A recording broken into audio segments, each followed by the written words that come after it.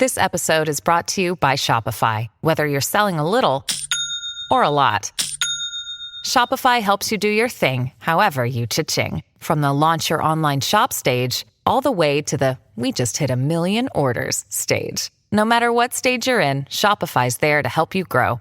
Sign up for a $1 per month trial period at shopify.com/special offer, all lowercase. That's shopify.com/special offer. The Vietnam War, it's over. Your job's just begun. A new HBO original limited series. Welcome to the world of spycraft. Strap in. From executive producers Park Chan-wook and Robert Downey Jr. What are you concealing? Based on the Pulitzer Prize-winning novel by Viet Thanh Nguyen. What if I told you that I was a communist spy? How did you become this? The Sympathizer, streaming April 14th on Max. Subscription required. Welcome to The After Party, a TSF Network podcast, a mixtape of purposeful, encouraging, and fun content from across all the shows who are part of our podcast network. I'm Mandy Hernandez, the project manager, and today I have quite a party going on in the studio. I have invited 3 of my coworkers from TSF Network to join the conversation today as we talk all things podcasting. Recently, Lonnie, Heather, and Fallon attended Podcast Evolutions, one of the largest podcasting conferences that happens each year, and these ladies were speakers at this year's conference. And Heather here, that's right. We were so honored to be speaking to thousands of podcasters and podcast professionals, aka all of our friends, over this 4-day conference. And while we weren't speaking, we were learning so much about the podcast industry. So what's new in podcasting, what's the future of podcasting, and so much more. If you're a podcaster or just a podcast lover, I really think you're going to love this episode. We have so much fun. Welcome to the After Party Pod. Today we have quite the crew in the studio. It's for the ladies from the That Sounds Fun Network team. But before we jump into all things podcast, evolutions, and the state of podcasting today, let's just introduce ourselves, share what you do for the network, and why you love the podcasting industry. I'll start with Miss Lonnie. Yeah, Lonnie. I knew it. I knew you were going to call on me first. My name is Lonnie Short. I am the digital marketing specialist for the That Sounds Fun podcast network. What do I like about podcasting? I just generally listen to podcasts frequently, often, all the time. I love podcasts. I love learning. I love people. And so to be able to work in an industry that I'm already pretty immersed in is super fun for me. I love it. This is already a good question. I don't think any of us even know why we're in podcasting. Why are you here? You want me to go to next? Sure. Yeah. Okay. I'm Heather Cook, head of advertising and partnerships. And I'm a consumer, strong consumer of podcasting. But I did fall into the industry because I came from advertising world, just magazines. Do people still sell that these days? But I love that it's constantly evolving. It's always something new, all the people we get to work with. So just never get bored. Totally. It's true. My name is Fallon Klug. I'm the director of operations. And I think podcasting has a very unique community, which is why it's my favorite. We are so for each other in podcasting. Everyone wants to collaborate. Everyone is rooting each other on. There's very small competition. It just is we're all in this weird medium together. We're trying to learn how to do it well. What do you do? Oh, let's do it together. I just feel like it's such a supportive community. Mm-hmm. And I think it's probably the most interesting, collaborative community that I've seen in the media world. Yeah. Granted, I've only done a small part in other areas. I worked in TV for a little bit, but I just feel podcasting just has a very unique, cheerleader vibe to it, which I just think is the coolest. It's just so cool to be able to feel like you support one another, and there's not this bratty competition of who's better, who's bigger. Mm-hmm. Well, and because it's kind of newish. Yeah. I feel like it lends itself to people who are needing advice and need help and want to grow, and they need each other. Yeah. For sure. Awesome. What about you, Mandy?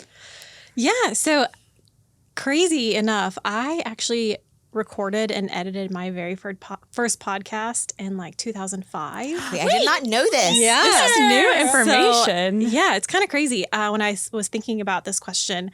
So in high school, I loved what they called then electronic journalism. Okay. And I was a big nerd one summer and took a electronic journalism camp at the University of Kansas. KU. Not a fan, but just went to KU for a summer. I love it. And we learned all things electronic journalism, and podcasting was actually part of that course. No and so way. I was more on the like video. What year was side, that?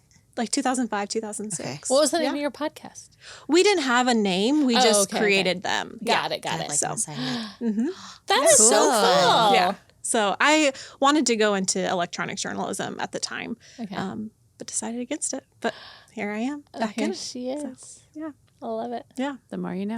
Awesome. Well, let's jump right in. So before we really get into this conversation, I think one thing that I think is important to tell our listeners is it's for both a podcast listener and for the industry professional. I think this is going to cover both. So just because you're a podcast professional or not a podcast professional doesn't mean you can't listen to this episode. So we're going to share a little bit of both sides of podcasting.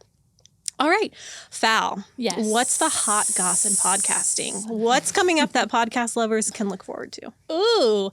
Okay, so we'll talk about this later. We just came off a podcasting conference where we learned a lot. And I think one thing that's coming up, gosh, I feel bad sharing this because it's not a show on our network, but I am an SNL fan and I am an Amy Poehler fan. And she just released, was it 3 or 4 improv podcasts?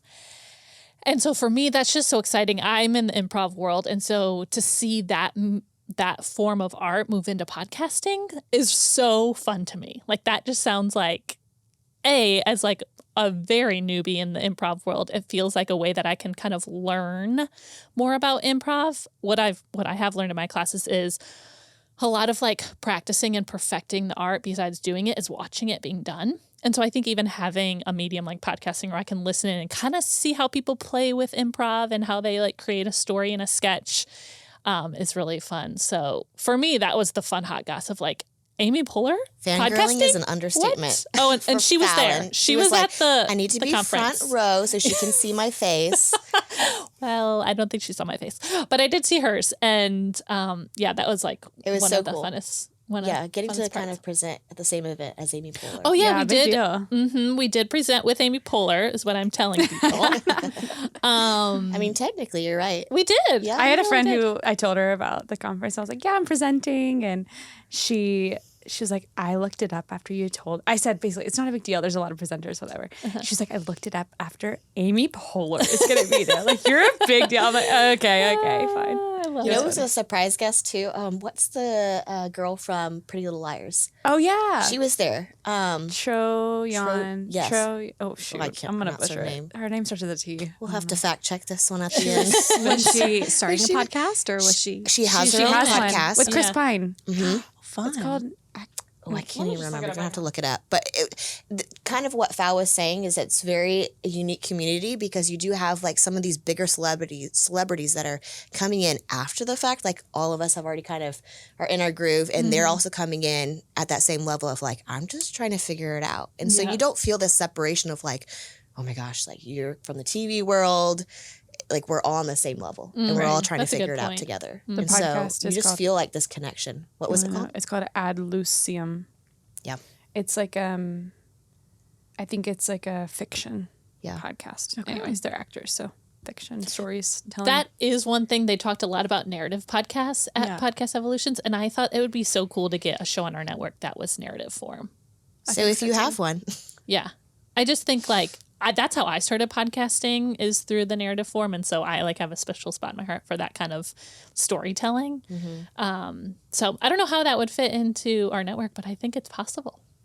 So that would be something fun. Well, we joked that ASMR is coming, is into podcasting. Literally, there's a podcast for that. It used to be Yes. there's an app for that. Now Yeah. there's a podcast for that. Exactly, totally. it's true. Okay, so for those that don't even know, what exactly is Podcast Evolutions and why does That Sounds Fun Network choose to go every year?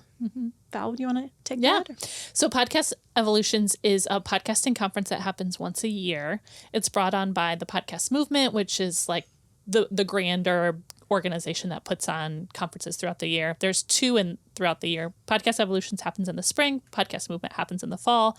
Our team has been 3 years now. And it's literally 4-day conference where industry professionals, creators, any aspect of being a part of podcasting, people are invited to come. And for 4 days straight, there's just sessions back to back where you learn anything from beginner podcasting, all you need to know, to like, okay, you've been doing this for a while. This is how you now monetize your show. They have lots of keynote speakers that come to share. So this year was Amy Poehler. That's been Will Ferrell in the past. And just like, kind of like the top names that you hear in podcasting sometimes will show up and kind of share their stories, which is, again, cool. To Heather's point, to like be in the same room as these creators, but feel like you're kind of all on the same level. Well, and also, I mean, podcasting can be very lonely. And I think this is just an excuse for a lot of people to come together and say, you know, most of them was done either virtually, pre-pandemic, you know, you would have occasional guests fly in, but it's just an opportunity for all of us to get in the same room, nerd out on what we've been doing, and also put faces to names. So it feels... It's a good networking opportunity. And also, like, we want to make sure that as a network team that we're on top of our game as we serve our host and our listeners and one another. And so going to conferences like this make us feel like we learn a lot. We know what's coming up, and in turn we can anticipate growth opportunities for our host, or the way that we can get innovative within our team. Like, what can we offer listeners, or what can we offer other podcasters that would be a benefit as this industry grows and changes and forms. So, You guys kind of already hinted at it already, but this year, you guys, all three of you, taught and got to lead different breakout sessions. Lonnie, this year you spoke on newsletters as a marketing tool for podcasting. Why are newsletters so important for podcasters? Well, that's basically what my whole presentation was about. So you should have been there. Just kidding. No, newsletters are super important because one, we can't rely on social media. Social media is not ours. We don't own it. If it crashes tomorrow, which, you know, it did in early March for an hour, if it crashes, we don't get to keep those followers or own those followers, whatever, but emails we own. So it's really important that we have emails in order to market and to sell and to promote our material to. And with emails, you know, people with followers, you just click a button and you can absentmindedly see people on your feed. With emails, it's someone has said, I want to receive your content. Like, I want to hear from you. Well, it's really valuable that way. Two, it's valuable in the sense of you have people who you can market to directly and put your links of your podcast to right in front of their face. You know it's going to get to them. You know, algorithms, you don't know if it's going to get to them. Emails, you know, like my name is going to pop up in your inbox and you can open it up and read it. And it's really just personal, right? Like if I'm a podcast host and I'm sending emails and personal information to my podcast followers, that's really personal. And that's really, it's more of a connection and a way to just share your brand and your podcast with people in a personal and more one-to-one way. I mean, I could go on, but it's just a great tool for if you are working with a brand or a sponsor, you know, you can put those brand and sponsor links on those emails and provide, you know, exclusive content to people and behind the scenes content. Like, it's just a really great way to connect beyond just your, you know, audio medium or video medium, whatever you happen to be doing. But I love that. I would also say, as a podcast listener, if you're not a podcaster, but you listen to lots of podcasts, check and see if the show that you listen to has a newsletter that you can subscribe to. Because I just think, to your point, it's a really great way to feel personally or more closely connected to the creator, whoever you love. And usually there's like exclusive stuff on the newsletters that you can become a part of. So, or if you want to be more involved in the podcast, like you want to ask questions to guests, or I know a lot of podcasters that say listeners will actually email them and go more in depth, and so there's just that, you know, it removes the barrier between the podcaster and the listener. Totally. Like you said, it's a noisy world, so you're always like having to compete against the algorithm, and that just breaks that noise a little bit. Plus, I love when podcasters will actually put clips of if you like this episode, here's more. It's just kind of like a directory and leads me like where I actually want to go. Yeah. And surprise, we have a newsletter for the After Party Pod, which you can find in the show links. So make sure to click that and subscribe. Plug. Heather, you and Fallon were panelists for the breakout. You've published your podcast. Now what? Analyzing our podcasts are really important. What would you say one thing all podcasters should be tracking besides the typical download? Yeah, we actually broke out a lot into metrics and breaking down what metrics mean beyond downloads, how to read downloads. I think for us, we also were educating on, depends on their hosting platform. And at the end of the day, like, what are they looking for out of those metrics? Is it for monetization? Is it to know what content to keep putting out there? So we love looking at the downloads, but then how often are you looking at downloads? Then also listener demographics. Where are they living? So we're better serving those listeners. Listen through rate. Yes. To make sure, are they creating content that's too long, or maybe listeners want more? It's just, there's really no end to as detailed. I personally love the data behind it. So as detailed as a hosting platform can get, the better for me, especially in the advertising world. But it's surprising actually how many podcasters will just get into platforms and really just don't know how to read the metrics that the dashboard is showing them.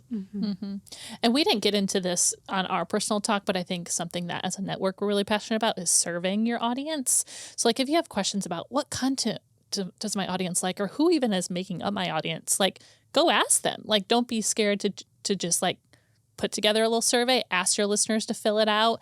This is a free medium. And so a lot of the time listeners are very willing to give feedback and do a little something for you because they know they're getting free content from you every week.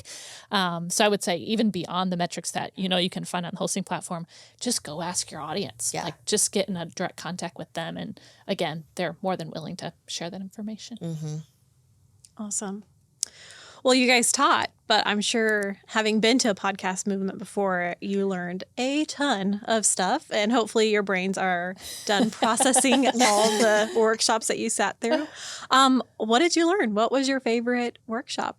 Lonnie, you want to start? Sure. I feel like the one that I felt like that was the most practical with the takeaways that I wrote a ton of notes about was the buzzword AI. I feel like there was one panel that literally just listed off AI tools and technologies that are helpful for podcasters or people, honestly, who work in technology in general or who do social media for a living or are an influencer of any kind. Like, basically, if you create content, like, you should be engaging in some of these AI tools. Not should. Should's a strong word, but you could be, and it would be a helpful tool for you to be using as far as efficiency goes. So I feel like that was cool. And then my takeaway, if you're a podcaster, I feel like my takeaway from that was when it comes to social media, or basically when it comes to marketing and your podcast, if you are just putting your podcast out there, you're not doing enough. And so I feel like that in that whole session, it was like, if you are not marketing on socials, if you're not doing anything else beyond it, you truly need to. Like there's never not work to be done, basically. Like there's always something to be pushed out. There's always, clips to be clipped, content to be made, blogs to be put together. Like there's just, I felt like it was, I am not personally a podcaster, so I don't feel this pressure, but I could feel the pressure if I was a podcast host of like, oh, wow, like there's so much to do, there's so much opportunity too, but marketing is really critical if you're putting a podcast out there. So. Yeah, I was gonna say, even after our Q&A, we had a lot of, young podcasters as well as like brand new podcasters coming up to us, and they're like, is it just not working for me? Am I too niche? And our biggest answer to that is, it's not that you're too niche. It's not that it's not working. You just haven't found your listener yet, which just goes back into your marketing. And where are you? Are you on all the free real estate? Even older episodes, like, oh, I've already talked about this. Okay, well then, we got to find the people to drive them back to that specific episode. So it's just hasn't been listened to yet. You haven't found your people yet. Yeah.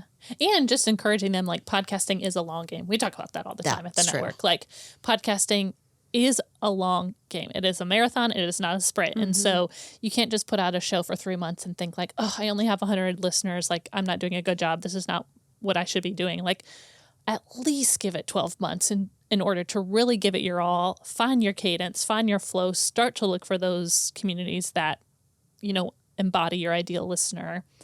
And don't be scared to like reformat things and try new things and test. And I love that about podcasting too, is like the freedom to be able to try so many different things.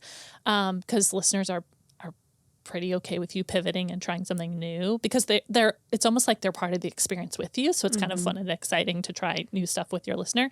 And you can always be super transparent with your listener of like, hey, this week the show might sound a little different. I'm trying something new. Would love your feedback. Let me know if you loved it or hated it. And then you get to like grow from there. So I think the couple of people we talked to, we were just like, just keep going. Yeah. Like, do not give up. You haven't been doing this long enough in order to really call it quits. So like, our big encouragement was to keep going. Yeah. Something I took away from that lunch we went to too was that it really, not that downloads or listens don't matter, but they do matter. But what really matters is your engaged listeners. So, if you are a really niche podcast, your audience might be a little smaller, but that audience still might be a really engaged or hyper engaged audience that's going to take action and going to deliver on like the call to actions that you put in front of them, And so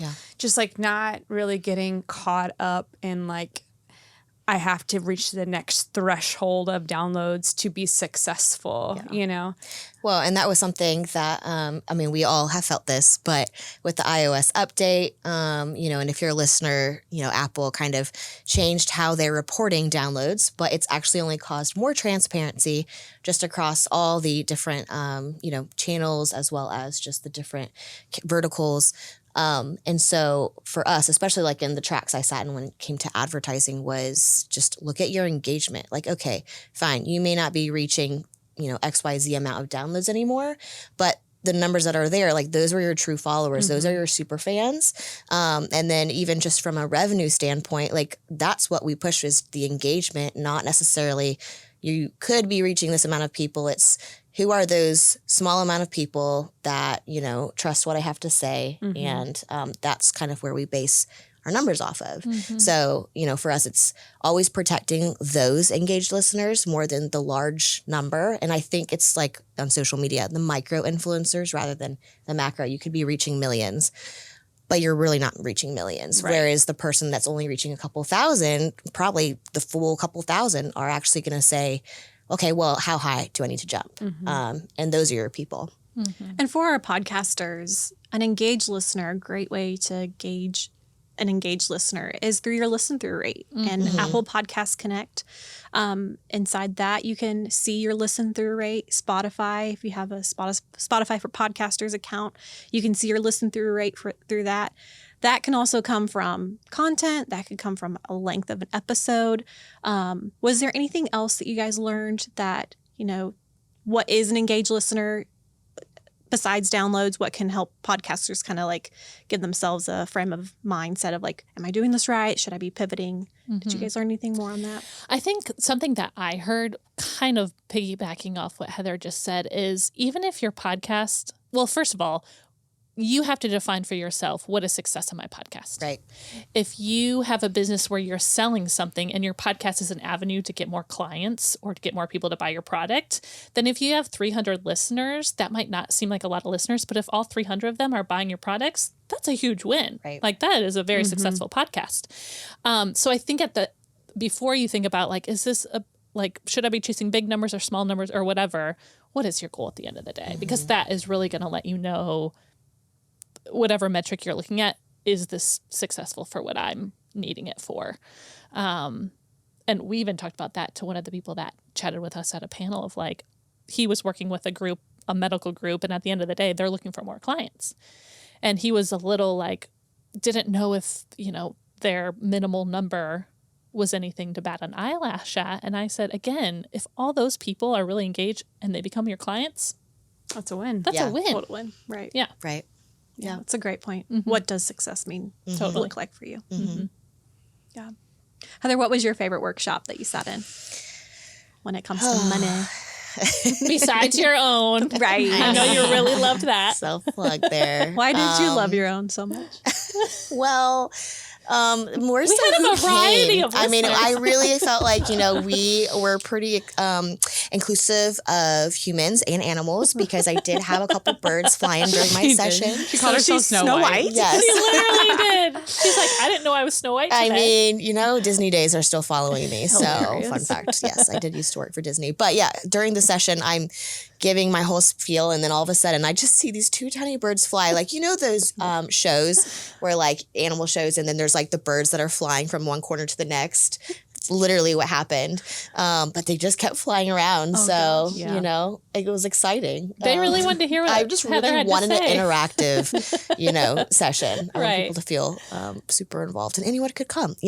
Anyone or anything can be a podcaster. That's true. I mean, ASMR, you could just put little bird tweets in there and you go. them eating their food. So, you know what? Actually, our co-founder would totally listen to that. She would. She loves birds. Big bird obsessy. Okay, but going back to favorite kind of sessions I've sat through, I mean, they kind of all start blending together just as we're talking about advertising and how that's changing, especially with the new iOS updates. But it still boiled down to protect the listening experience. There are a lot of brands that are coming into the space and wanting to spend money, but we still have to make sure that we're protecting the creators, like one as a network, but even for individual podcasters, like watching the ad load. And then when it comes to those ads, making sure that it still is fitting what the audience, you're still serving your audience with an ad. So it was just always boiled back down to that, like, yes, this is changing. Yes, we're going to be starting to see more, but let's also let's make it still a great experience. And then be picky. I mean, I know sometimes it's hard when you see those numbers come down, but be picky because in the long run, that's going to bring back better engagement more than anything than just being like, sure, I'll take a Kia ad. I don't know why Kia is just constantly stuck in my head. I just kept talking about Kia. I mean, I bought the car, so it eventually worked on me. But, I think listeners, also reminding ourselves that we're putting out all this free content, and the ads are the only way that it's being able to support us putting out that free content. So knowing that, we want to keep doing this, but we can't keep doing it if we don't have these advertisers. So again, making sure there's alignment there, making sure that you're still protecting the listener experience, because it can all be like a part of seamless content, Yeah. So that's a big thing I learned just coming into the podcast world, being a podcaster and a podcast industry professional. I was like you, Lonnie. I listened to a lot of podcasts before working here.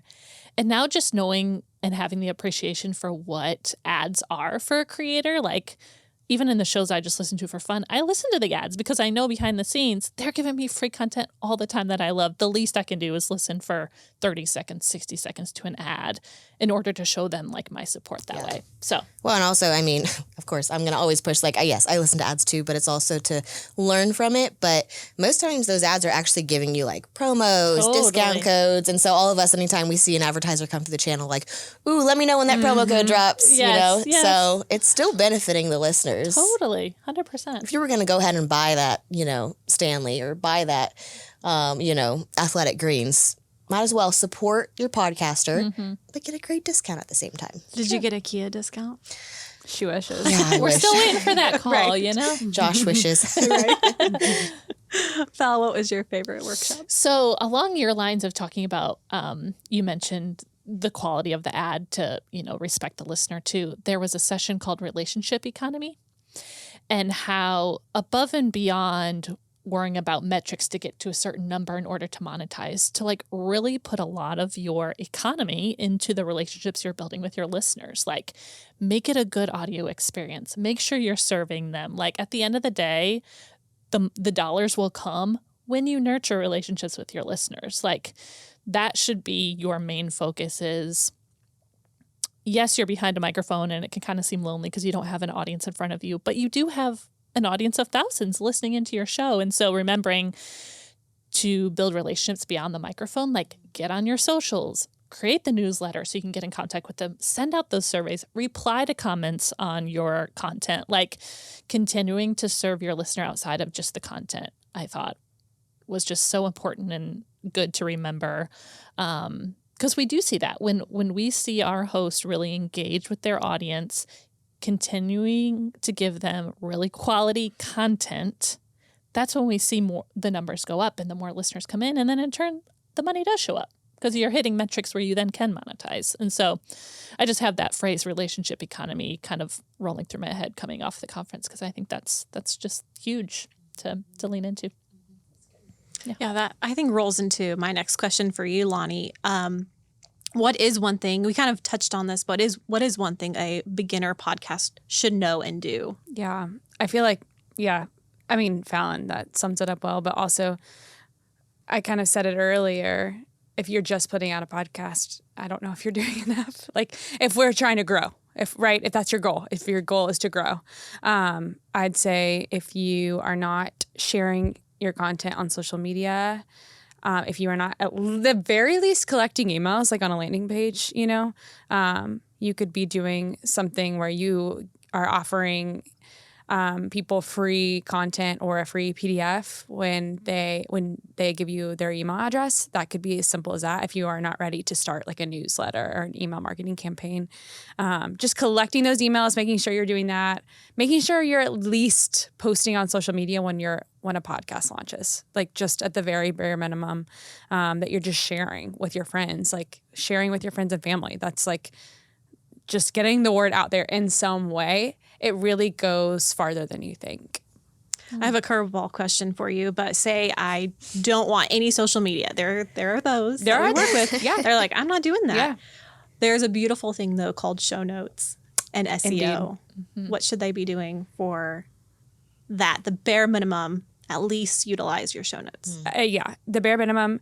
There are, I believe it is a 2,000 minimum character count within your show notes. And in order to get yourself at least showing up on a search engine, when someone searches the keywords of your podcast, you want to put as much content as you can out there about your podcast. And that just means literally filling out your show notes. But it's like filling it out to a healthy quality, not just AI generated, description, but actually putting in keywords of your podcast, saying what the show is about, who you had on, what you talked about. Like if someone were to read it, they would say, oh, I want to hear that conversation. That sounds actually something I'm interested in. Filling out those show notes, that is bare minimum. Yeah, absolutely. I don't think most listeners, I'm saying this, I actually don't know if this is fact, but I don't know if a lot of listeners even know that there is show notes with every episode that links. You hear podcasters say, oh, we'll drop it in the show notes, but how to get there and also what else those come with. It's not just descriptions. It's not just, websites. It could be maybe books or more about that specific author. Or linking to past episodes. Right. Mm-hmm. Like tons of content. Yes. So there's just a lot that can live in those show notes. It's almost like the comment section on your social media post. Like go to the show notes and you'll get a lot of information for the content that you just listened to. Cool. Yeah. Fallon, we know podcasting is more than just hitting record on a mic. What is one thing a seasoned podcaster can do to keep their show relevant? Wow. I love it. I said this earlier and I'll repeat it again because I'm such an advocate of it. Do not be scared to switch up a format, to try new things, to reach out to your listeners, get straight feedback. Like I think that's so resourceful, is to use your listeners as a way to make the show the best it can be. What does that look like, Val? Like switching up your format? Like give some examples.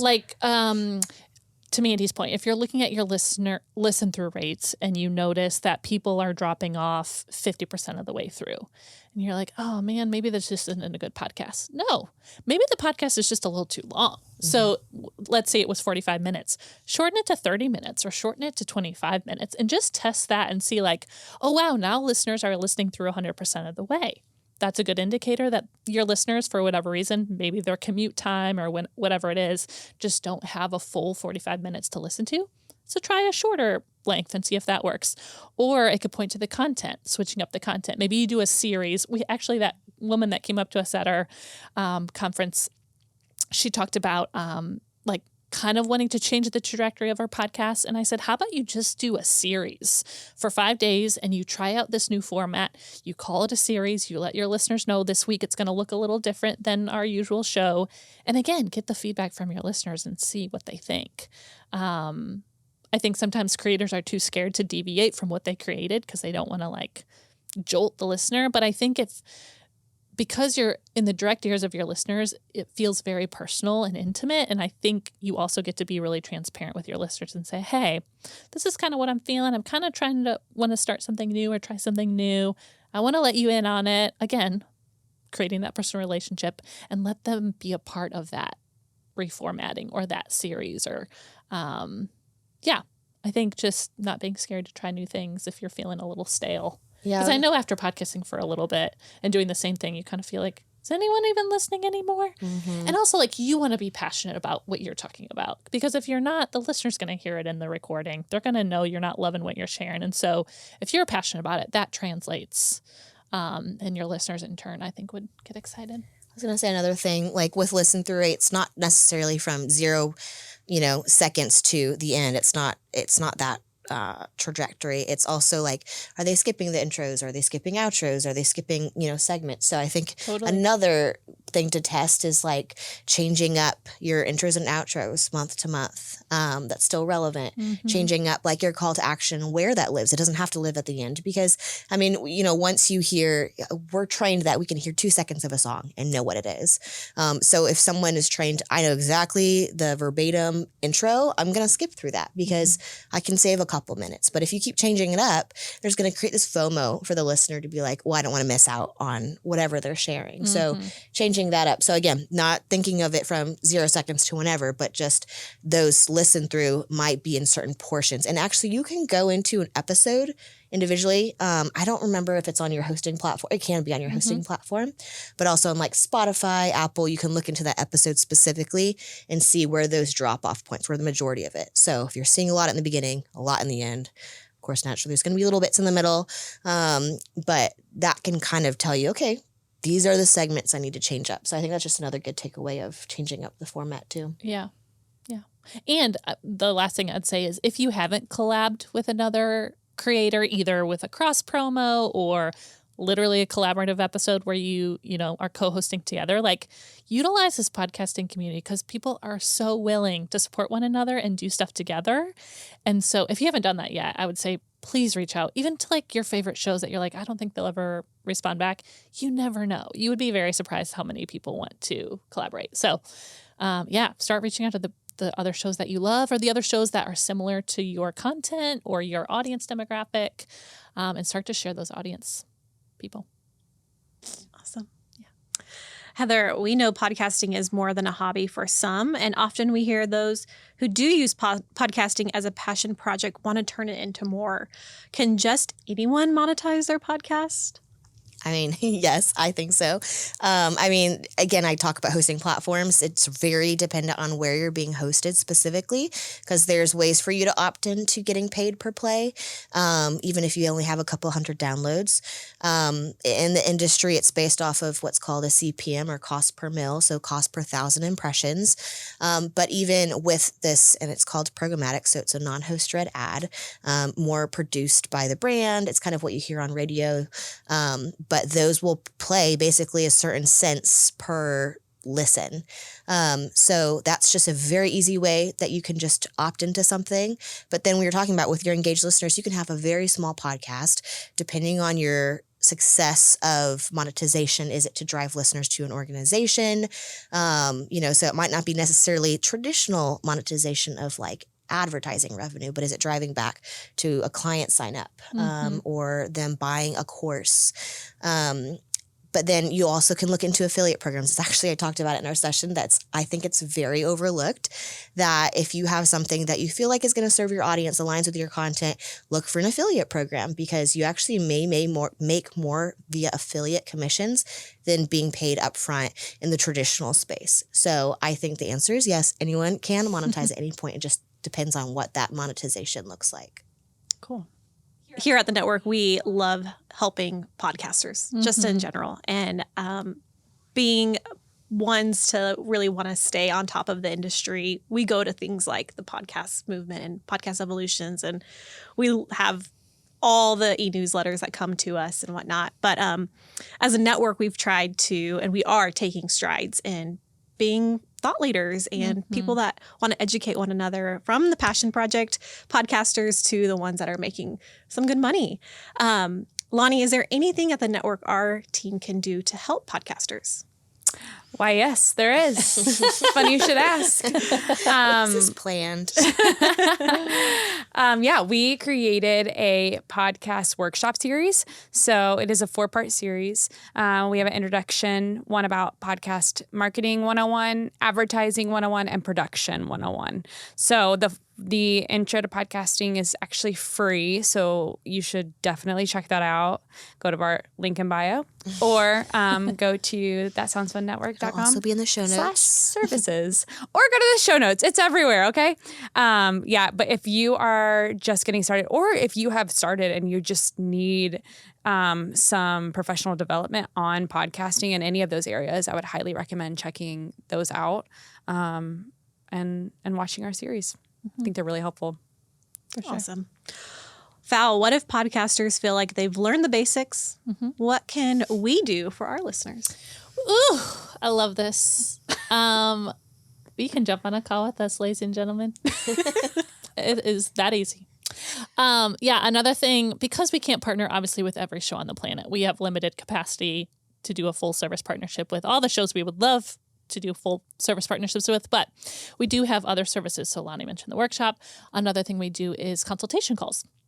So literally you hire us for an hour. We jump on a Zoom call with you. There's kind of like a introductory intake form. So you're kind of telling us like what you want to chat about, what advice you're looking for, and it's matched up with someone on our team that feels like, oh, they're the expert here. Let's match them up with Lonnie or Heather or Mandy or myself or Ryan. And we'll just sit on a call with you and literally discuss whatever you want. And we'll give you the best advice we can. We'll really try to brainstorm and think through the questions that you come to us with. And yeah, it's just a time to kind of like feel like you have someone giving you expert advice in a very focused particular area. So that's something that we offer. Anyone that is interested. I think it's also on the services page that Lonnie mentioned earlier. So yeah, give us a call. We'd love to chat. I actually love that we offer that because it's not a one size fits all when it comes to podcasting. That's right.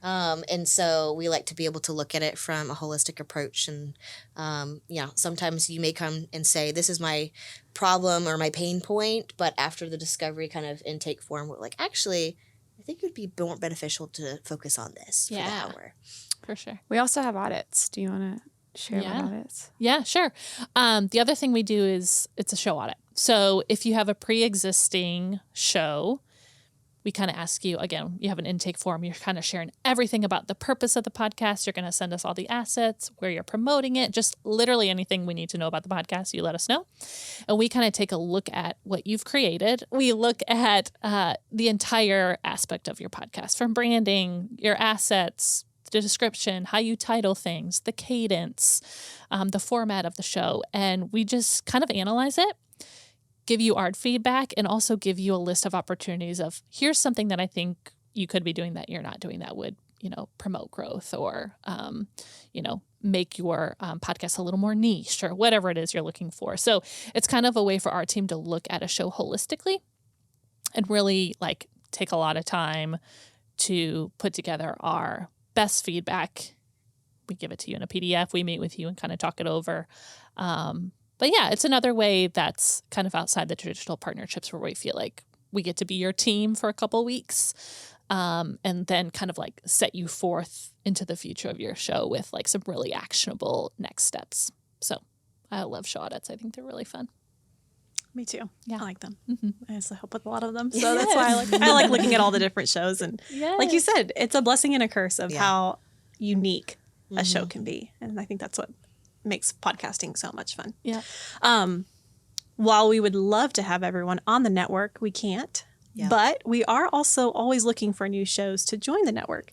Heather, can anyone join the network? I mean, please reach out. If you, so gosh, I feel like I'm plugging our presentation, but it was hitting all points. But I think, one, a network is just a great advocate to go and pitch on your show's behalf when it comes to sponsors. So if you're looking for that monetization, but also it can be a lonely space. So just even the simple aspect of community, I think is just so important, being a part of that.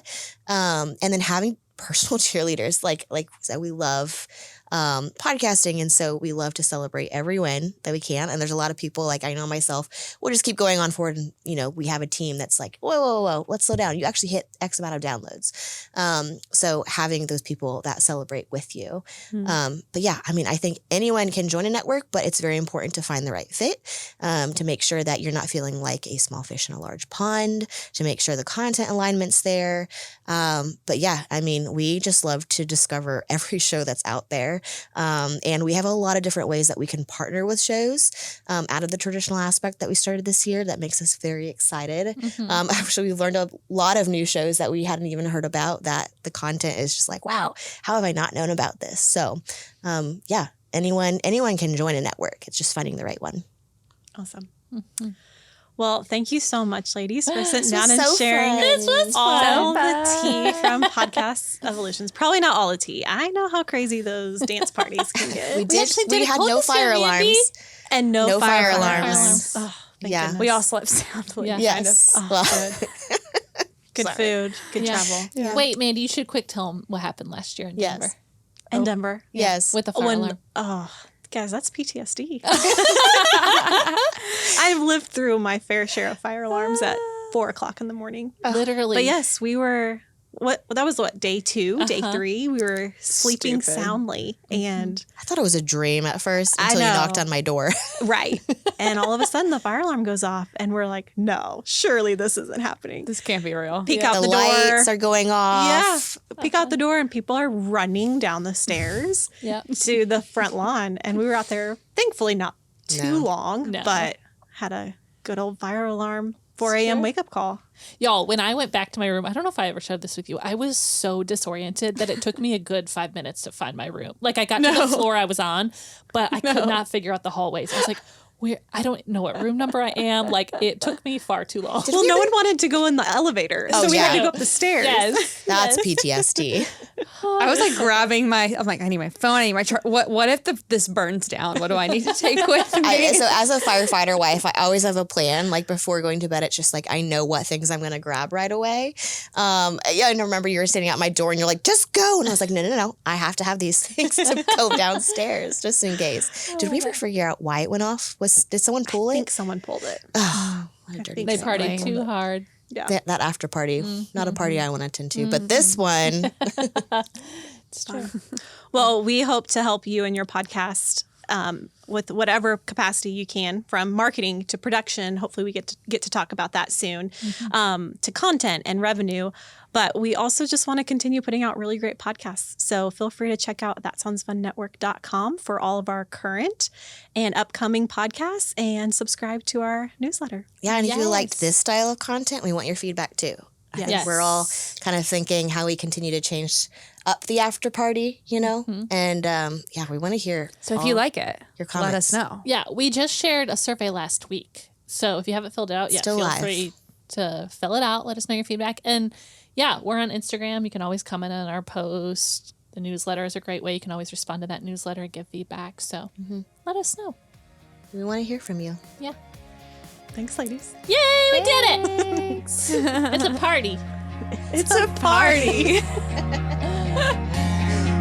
Okay, that was so much fun. Obviously, different perspective being in the hot seat, but thank you so much for joining us today. We hope you had a fun time with our team. If you want to learn more about our network, visit us on Instagram at TSF Network and our website at thatsoundsfunnetwork.com. And make sure to click follow on the after party so you don't miss an episode with us. We'll see you tomorrow.